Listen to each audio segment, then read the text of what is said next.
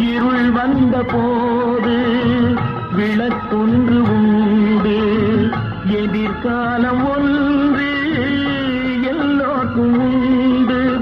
உண்மை என்பது என்றும் உள்ளது, தெய்வத்தின் மொழியாகும். நன்மை என்பது நாளை வருவது, நம்பிக்கை ஒளியாகும்.